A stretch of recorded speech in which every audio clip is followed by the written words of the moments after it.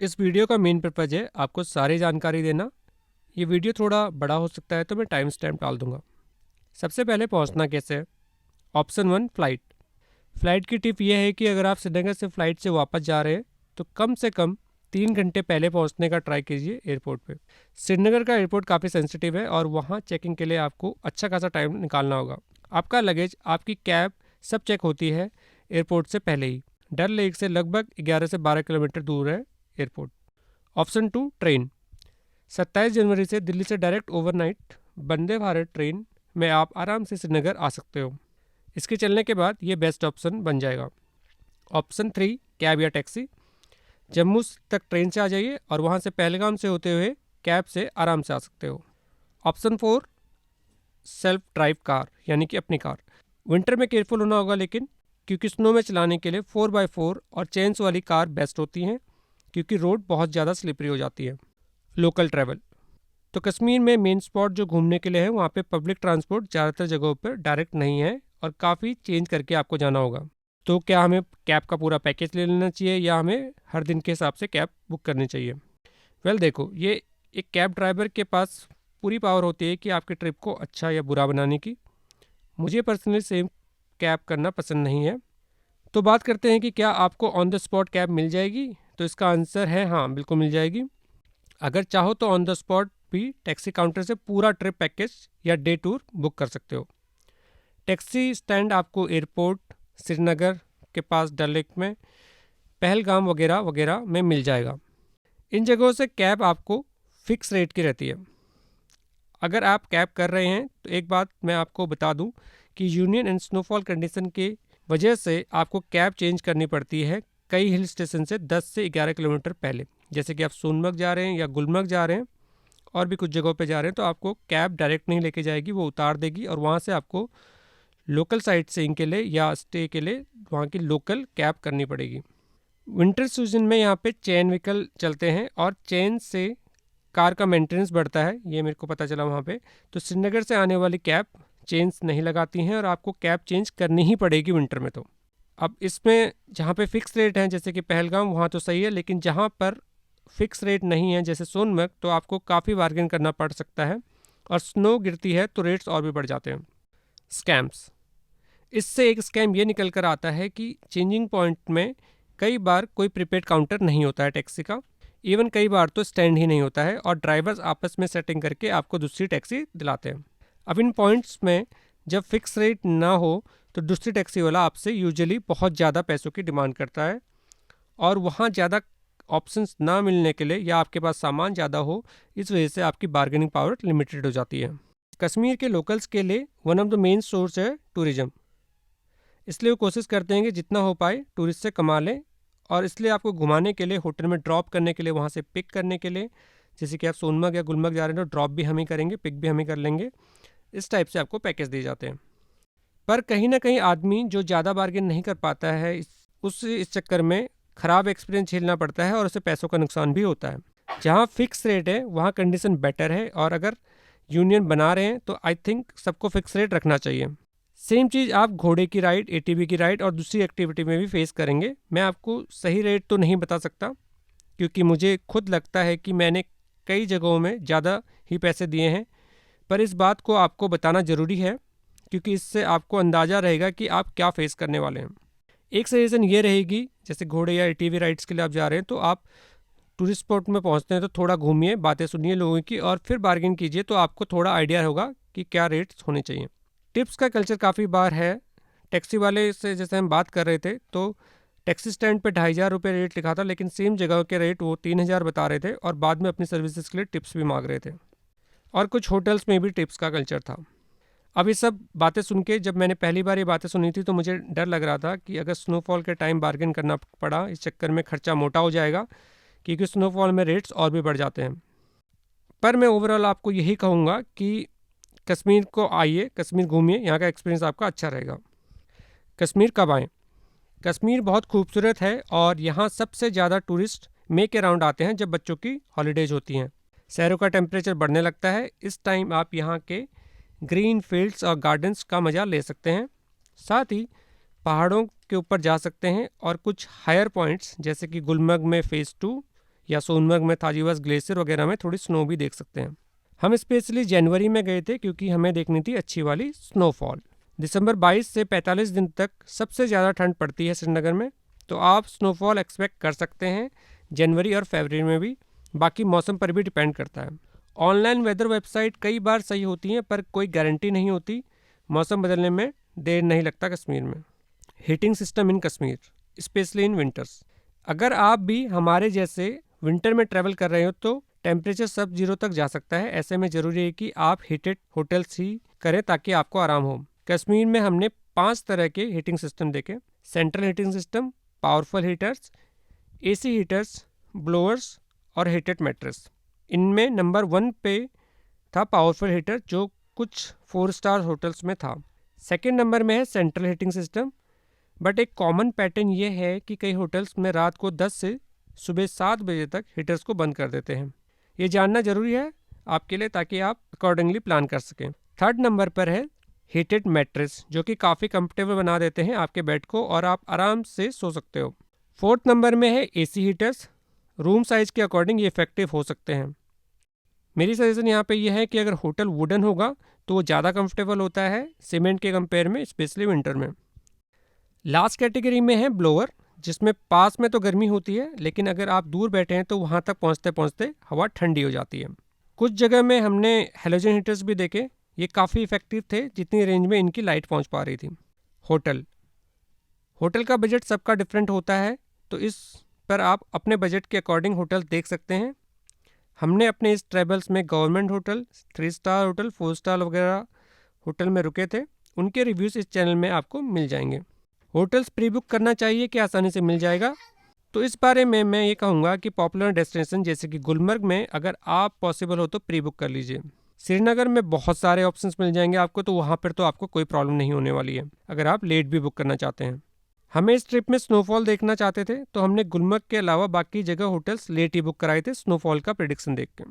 Places to visit, अगर आप snowfall experience करना चाहते हैं तो गुलमर्ग एंड सोनमर्ग टॉप पर हैं। पर चलिए सारे प्लेसेस के बारे में आपको बता देता हूँ। सोनमर्ग, विंटर में स्नोफॉल के हाई चांसेस हैं। समर में आप थाजीवास ग्लेशियर विजिट कर सकते हैं पैदल या पौनी, जिसे घोड़ा भी कहते हैं, उस पर। वहाँ आपको स्नो से ढके हुए पहाड़ आसानी से दिख जाएंगे हर सीजन में। इसके अलावा यहाँ डिफरेंट स्नो एक्टिविटीज़ जैसे स्लेजिंग, स्नो बाइक और पेड रील बनाने वाले भी आपको मिल जाते हैं। रेट का बार्गेन आप खुद वहाँ पर कर सकते हैं जिस एक्टिविटी में आप इंटरेस्टेड हो उसके अकॉर्डिंग। बहुत ज़्यादा चांसेस हैं कि रेट्स आपको हाई ही बताए जाएंगे और पॉइंट्स बढ़ा दिए जाएंगे कि आपको ये पॉइंट्स भी कवर कराएंगे, वो पॉइंट्स भी, बट ये पॉइंट्स ऑन द वे ही होते हैं। यहाँ एक और घूमने लायक पॉइंट है 0 पॉइंट्स। हालांकि अगर आप विंटर में आ रहे हैं तो ज़्यादातर जगहें स्नो से बंद रहेंगी और आप आसपास ही इंजॉय कर पाएंगे। सोनमर्ग, अगर आप डे ट्रिप के लिए आ रहे हैं, इवन अगर आपका होटल स्टे भी है, तो आपको गगनगिरी नाम की जगह से, जो कि लगभग 10 किलोमीटर पहले है सोनमर्ग से, वहाँ से दूसरी टैक्सी करनी होती है। आपको बार्गेन करना है यहाँ पे क्योंकि रेट्स फिक्स नहीं है यूनियन के और हमेशा ज़्यादा ही मांगा जाता है। साथ ही यहाँ पे आपको जो पैकेज मिलेगा कैब से वो रिटर्न पैकेज मिलेगा, यानी कि जो ऊपर लाएगा वही नीचे भी लेके जाएगा पहाड़ से। पहलगाम में 2 किस्म की ट्रिप्स कर सकते हो, पैदल या घोड़े वाली। इसके अलावा दूसरी ट्रिप्स होती है जो लोकल यूनियन की टैक्सी होती है उससे। पैदल या घोड़े से आप बाइसरन वैली जा सकते हैं और लोकल यूनियन की जो टैक्सी है उससे आप आरू वैली, बेताब वैली और चंदनवाड़ी को कवर कर सकते हैं। लोकल यूनियन के टैक्सी का रेट यहाँ पे फिक्स होता है। चंदनवाड़ी जो जगह है वो अमरनाथ यात्रा का भी स्टार्ट पॉइंट है और जब यात्रा चलती है लगभग जून, जुलाई और अगस्त में, उस टाइम पे लगभग पहलगाम में काफ़ी बिजी होता है और ये सारा रास्ता ट्रैफिक से भरा होता है। इनमें से आरू वैली में आपको हॉर्स राइड से भी पॉइंट्स घुमाए जाते हैं जो थोड़ा ऊपर से वैली को दिखाते हैं, अदरवाइज आप नीचे से भी वैली को एंजॉय कर सकते हैं। बेताब वैली बहुत खूबसूरत है। वैसे तो आपको हर जगह रिवर बहती मिलेगी लेकिन बेताब वैली के अंदर भी एक रिवर है जो काफ़ी खूबसूरत लगती है। जगह का नाम बेताब मूवी की वजह से पड़ा था क्योंकि बेताब मूवी की शूटिंग यहाँ पे हुई थी और इसके बाद इसका नाम बेताब वैली पड़ गया। चंदनवाड़ी जो जगह है वो बेताब वैली वाले रास्ते में ही और आगे की ओर है और विंटर में काफ़ी ठंडा रहता है। इस ट्रिप में टैक्सी वाले आपको पहले ही इन्फॉर्म करेंगे कि आपके पास हर जगह को एंजॉय करने के लिए 1 घंटा है जो सफिशिएंट होता है 1 घंटा। अगर उसको उससे ज़्यादा लगता है तो आपको एक्स्ट्रा चार्जेस देने होंगे। बेताब वैली में 100 रुपये एंट्री फीस है, बाकी जगह फ्री हैं। इनमें मुझे आरू वैली का रास्ता सबसे बेस्ट लगा। दूसरा पार्ट लगा बेताब से चंदनवाड़ी का जो रास्ता था, वो भी काफ़ी खूबसूरत था। अगर आप इन बारे में ज़्यादा देखना चाहते हो तो चैनल के दूसरे वीडियोज भी देख सकते हो। पहलगाम आप एक दिन मिनिमम रुक सकते हैं। हालांकि श्रीनगर से डे ट्रिप भी पॉसिबल है, बट वो थोड़ा हेक्टिक हो जाएगा। श्रीनगर से पहलगाम के बीच में आपको केसर खरीदना हो तो काफ़ी दुकानें मिल जाएंगी, और अगर आप एप्पल के सीजन में आए तो यहाँ पेड़ से तोड़कर एप्पल भी खा सकते हैं। गुलमर्ग। गुलमर्ग एक हिल स्टेशन है और ये फेमस है दुनिया के सेकंड हाईएस्ट केबल कार या गंडोला के लिए। ये काफ़ी टूरिस्ट स्पॉट है और अगर आप यहाँ रुकना चाहते हैं तो आपको एडवांस में बुकिंग करनी चाहिए। गंडोला भी आपको एडवांस में बुक कर लेना है। किसी वजह से एडवांस में बुक नहीं कर पाए तो एक दिन पहले शाम को 5 बजे तत्काल बुकिंग कर सकते हो, बट वो बहुत कम टाइम के लिए ओपन होती है। हमारे इस विंटर स्नोफॉल ट्रिप में सबसे ज़्यादा स्नोफॉल हमें गुलमर्ग में ही मिली थी। अगर मौसम सही हुआ तो गंडोला हमेशा चलता हुआ मिल जाएगा, और अगर गंडोला किसी वजह से कैंसिल होता है वेदर की वजह से तो आपको रिफंड आ जाएगा। गंडोला में बैठने के लिए जल्दबाजी नहीं करनी है, उसमें आपको सफिशिएंट टाइम मिलता है और आप आराम से बैठ सकते हैं, दरवाजे खुद बंद हो जाएंगे। गुलमर्ग में जब आप घूमने आते हो तो टैक्सीज आपको गंडोला स्टेशन से 1 किलोमीटर पहले स्टैंड में उतार देती हैं, जहां से आप चाहें तो 15 से 20 मिनट वॉक करके गंडोला स्टेशन जा सकते हो, या लोकल में 500 रुपये दे के कैब से पहुंच सकते हो। गुलमर्ग के रास्ते में भी सेम होता है। जब आप श्रीनगर से आ रहे हैं तो आपको तनमर्ग में चैन वाली गाड़ी को चेंज करना पड़ता है, लेकिन इस बार इन्होंने फिक्स रेट कर रखा था जो हमें काफ़ी अच्छा लगा, तो यहाँ पे ज़्यादा बार्गेन करने की ज़रूरत नहीं पड़ी। तो इन्होंने यहाँ पे हमसे 2500 रुपये चार्ज किए थे, जिसमें आना और जाना दोनों शामिल था। लोकल साइट सीइंग के लिए यहाँ पर भी आपको लोकल टैक्सी ही करनी पड़ेगी।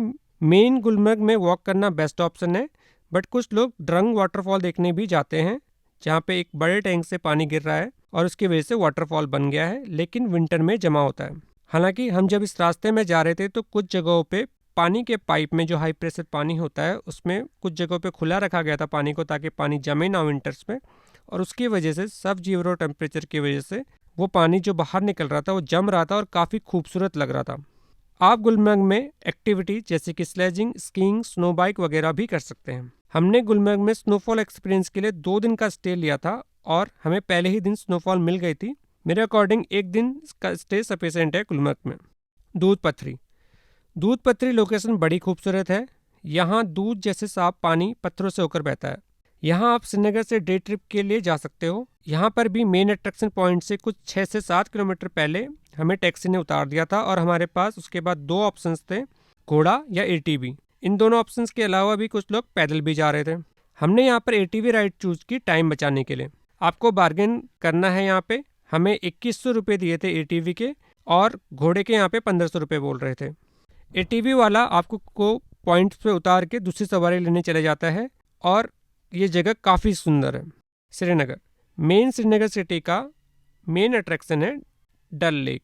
यहाँ आप शिकारा यानी बोट में 1 घंटा आराम से सनसेट में स्पेंड कर सकते हैं, जिसमें आपको लोकल फ्लोटिंग मार्केट और कुछ पॉइंट्स कवर कराए जाते हैं। शिकारा राइड के लिए रोड पर 15 से 100 मीटर की डिस्टेंस में घाट बने हुए हैं, जहाँ से आप शिकारा ले सकते हैं। घाट नंबर 10 से पहले के शिकारा छोटे कैनाल से होकर गुजरते हैं, जहाँ से हाउस बोट को करीब से देख सकते हैं, और घाट नंबर 17 के बाद ओपन लेक आती है। लोगों ने घाट नंबर 15 और 16 को रिकमेंड किया शिकारा के लिए, बट आप अपने इंटरेस्ट के अकॉर्डिंग किसी भी घाट से शिकारा ले सकते हैं, और यहाँ पर भी बार्गेन का स्कोप है। इसके अलावा श्रीनगर में घंटाघर जो कि लाल चौक के पास है, और मुगल गार्डन्स जो कि काफ़ी मुगल गार्डन्स है। इन मुगल गार्डन में भी निसार गार्डन नंबर 1 पर है।